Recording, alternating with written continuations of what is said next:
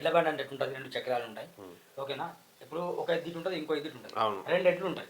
ఒకటి పాల హరీశ్రావు ఉంటాడు, ఒకటి గడియం నాయకు ఉంటాడు. ఇక మధ్యలో ఇక ఎడ్లు వాటిపై పరిగెట్టవు. ఎడ్ల బండి మీద నేను కూర్చున్నా, లేకుండా మనం కూర్చున్నాం ఎడ్ల బండి మీద. మనం ఏం చేయాలి? ఇంత పెద్ద కట్టె పట్టుకొని ఆ ముళ్ళుతోని వాళ్ళ ముడిని నడు నడు అని మనం పొడవాలి. మేము ప్రశ్నిస్తాం. మేము ప్రశ్నిస్తే మీరు ఏం చేయాలి? పరిగెత్తి పనులు చేయాలి. నడు నడు అని మేము మిమ్మల్ని మీ ముడిలకు అంటే ఎడ్ల ముడ్డిలకు రైతులు ఎట్లా పొడిచి ఎడ్ల బండి ముందుకు ఎట్లా నడిపిస్తారో, ఇక మీ ఇద్దరిని అంటే జోడెడ్లని మీరు ఎట్లా చెప్పుకుంటారో మీరిద్దరిని మేము కట్టేసి మేము నడు నడు హరి పరిగెత్తు నాగేష్ పరిగెత్తు అని మేము మిమ్మల్ని మా మాటలతో పొడుస్తున్నాం. అంటే మీరు పరిగెత్తి మంచిగా పనులు చేయాలి. కానీ మీరేం చెప్తారు? ఆ ఎద్దు అటు పోతుంది, ఏ తిరిగి పోతుంది. ఎంత పొడిచినా మీకు సిగ్గు శరం రావడం నిజం. ఐఎమ్ వెరీ సేమ్ సిగ్గు అనిపిస్తుంది. ఒక ఎద్దు పడుకుంటుంది, ఒక ఎద్దు పడుకుంటుంది. ఒక ఎద్దు తప్పుపోయి అర్థం లేదు. ఎలక్షన్ మునిసిపల్ అప్పుడు వస్తాను ఒక ఎద్దుగా చిన్న కోలాగా పడుకుంటుంది. ఎద్దు ఒకటి పరిగెత్తదు, 2 ఉంటే పరిగెడుతుంది. ఒకటే ఓపెన్ ఛాలెంజ్. మేము చేస్తున్నవి నిజం లేదు, మీరు చెప్పేది అబద్ధాలు సూరన్న దేని దాన్ని కనుక ఛాలెంజ్ చేస్తే రేపే ఇదే కెమెరా పట్టుకొని ఇవే మౌతులు పట్టుకొని మేము ఇద్దరం వస్తాం. సమాధానం చెప్తే కనుక బహిరంగంగా పాలయ్య హరీష్ మేమన్నా తప్పని నిజమే మీరు చేసింది కరెక్ట్ ఒప్పుకుంటాం. ఆ దమ్ముంటే మా నంబర్ కాల్ చేసి ఛాలెంజ్.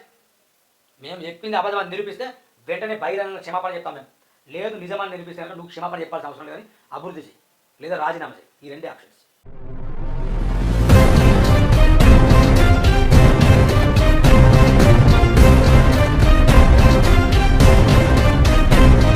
నమస్కారం ఫ్రెండ్స్, నేను మీ సూరన్న, నా మిత్రుడు దేవేందర్. ప్రస్తుతం మేమిద్దరం కాగజ్ నగర్లో ఉన్నాం. అయితే ఈ 2-3 రోజుల నుండి చాలా విషయాలు మనం గమనిస్తూ వస్తున్నాం. చాలామందిని నేను ఇంటర్వ్యూ చేశాను. కొందరు ఏమంటారంటే, సూరన్న మీరు బీఆర్ఎస్కి తొత్తుగా మారారు, సూరన్న మీరు కోనెలు కోనప్పను హైప్ తీసుకెళ్తాను, సూరన్న మీరు కేవలం కోనెలు కోనప్ప గురించి మాత్రమే పని చేస్తాను అంటాను. ఇది ముమ్మాడికి పచ్చి అబద్ధం మిత్రులారా.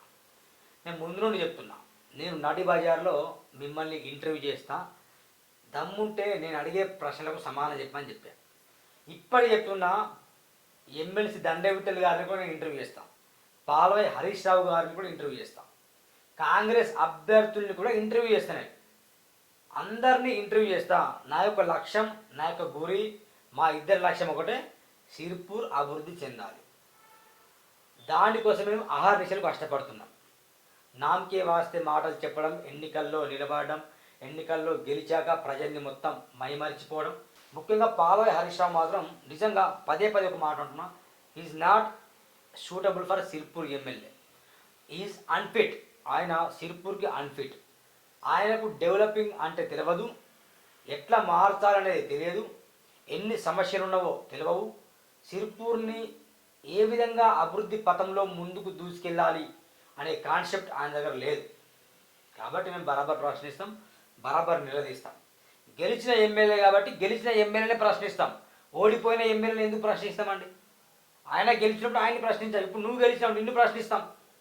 సమాధానం చెప్పాలి, కేసులు పెట్టినాం కాదు. కొన్ని వార్డులలోనైతే ఈయన అటు వెళ్ళనే లేదట, ఎమ్మెల్యేగా గెలిచిన కాడ నుంచి వెళ్ళి.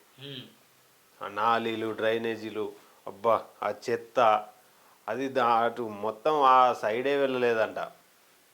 అరే కొంతమంది మన ముసలమ్మల్ని మనం ఇంటర్వ్యూ చేసినాం కదా, వాళ్ళకు ఎమ్మెల్యే ఎవరో తెలియదు. ఇంత దారుణం. ఈ సిర్పూర్ కాగజ్ నగర్లో ఎమ్మెల్యే ఎవరో తెలియట్లేదు. డాక్టర్ సాబ్ అని తెలుసు కానీ ఎమ్మెల్యే తెలియట్లేదు. ఇక్కడ హాస్పిటల్ ఉంది కదా ఆయన అట అంటారు. అంటే ఎమ్మెల్యే అంటే మెంబర్ ఆఫ్ లెజిస్లేటివ్ అసెంబ్లీ, మరి member of lazy in assembly అనుకుంటా బహుశా, అంతే కదా. అసలు ఏం చేస్తున్నారో అర్థం కావట్లేదు జనాలకు. చెవుల్లో పువ్వులు పెడతారు. ఇంత దారుణమా, ఇంత మోసమా? ఏం మొహం పెట్టుకుని ఓట్లాడుతున్నావు పాలయ్య హరీష్? సమాధానం చెప్పు. ఏం మొహం పెట్టుకుని ఓట్లాడుతున్నావు? ఎందుకోసం ఈ కమలం పువ్వు ఓటేయాలి? దశాబ్దాలు అదే మాటలు చెప్తున్నాడు కదా. ఇంతకుముందు మీరు ఎమ్మెల్యేగా గెలవక ముందు ఇచ్చిన హామీలు మీరు ఒకటైనా అమలు చేసి ఉంటే బాగుండేది. ఒక్కడమ్మలు లేదు. అది రోడ్లు వేస్తానన్నారు, వేయలేదు. పోడు భూములకు పట్టాలు ఇస్తా అని చెప్పిండు. గిరిజనుల కట గిరిజన నేతలకు కూడా పట్టాలు ఇస్తా అని చెప్పిండు. ఇది పచ్చి అబద్ధం కదా. అమలు చేయకపోతే పాల్వాయి పురుషోత్తమరావు కొడుకునే కాదని చెప్పిండు. ఇది ఎంత పచ్చి మోసం! అట్లా అనకూడదు. ఒక హరీష్ బాబు గారు, మీరు చదువుకున్న వ్యక్తి, యు ఆర్ ఏ డాక్టర్, మరీ అంత అనాల్సిన అవసరం లేదు. అధికారం కోసం మనం అంత దిగజారిపోవాల్సిన అవసరం లేదు. మీరు పాల్వాయి పురుషోత్తంరావు గారి కొడుకే. మీరు ఆయన ఆశయాలను ముందుకు తీసుకువెళ్దామనే ముందుకు వచ్చిర్రేమో మాకు తెలీదు.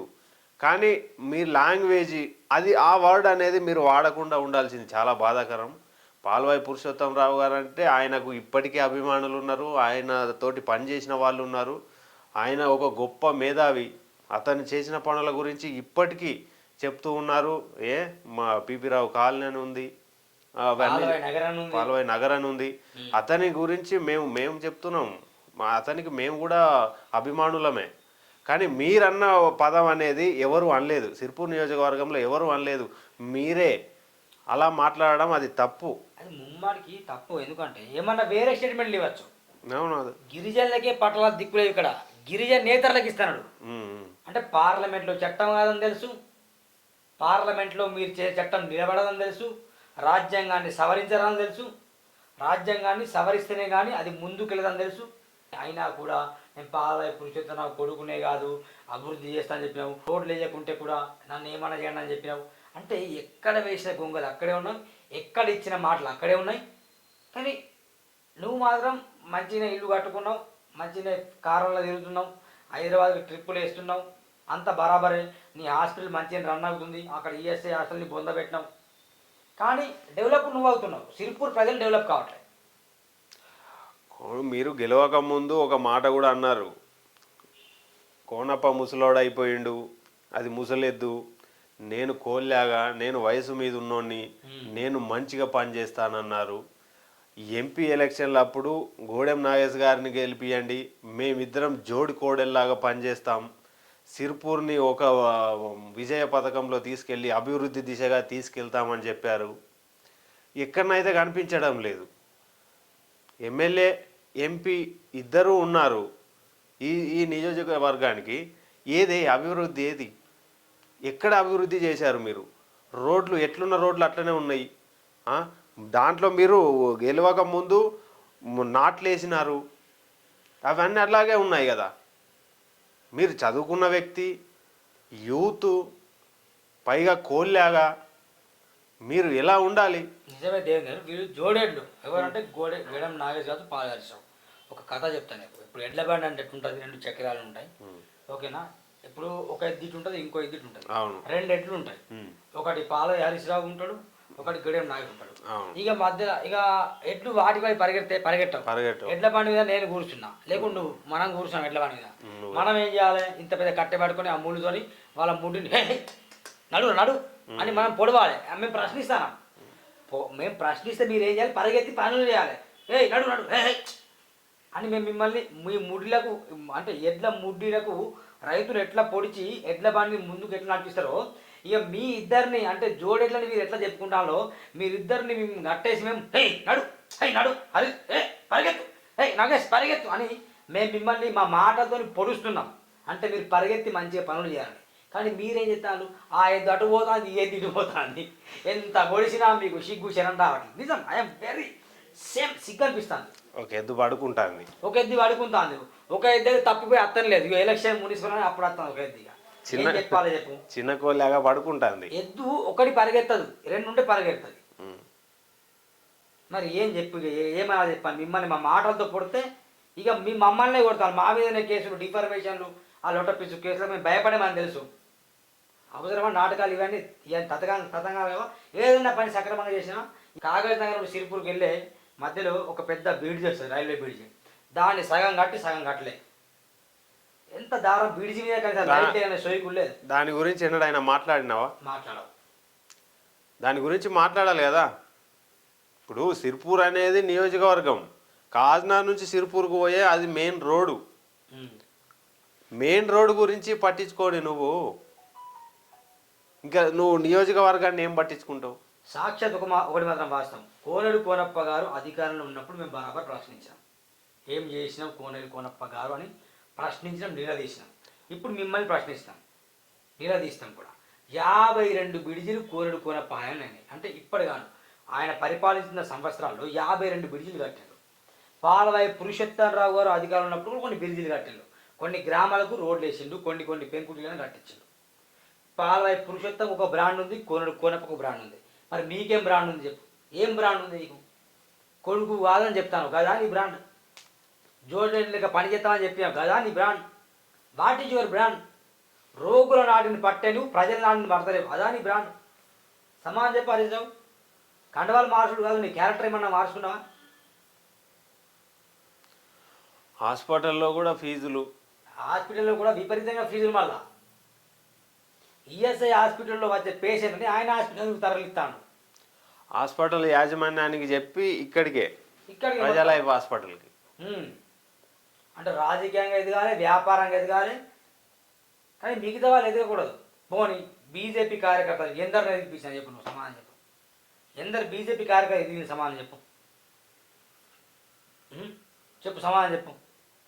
పాల్వాయన్నా పురుషోత్తమన్నా మా గుండెల్లో నువ్వు ఉన్నావన్నా, జై బోలో బోలో బోలో పురుషోత్తమన్నాకే అని నేను రెబ్బినట్టు పాట పాడినా. నువ్వా? పాల్వాయి అభిమాని. పాల్వాయి అభిమాని అప్పుడు. అవునా? ఏదో వస్తాడు, పొడుస్తాడు, మారుస్తాడు, యువకుడు, ఉడుకు రక్తం ఉందని చెప్పిన కానీ ఆయన కాంగ్రెస్లో పోయిండు, ఇండిపెండెంట్ వస్తా అని చెప్పిండు, అక్కడికి బీజేపీలో పోయిండు, అన్ని బత్తాయి మాటలు మాట్లాడుతాడు.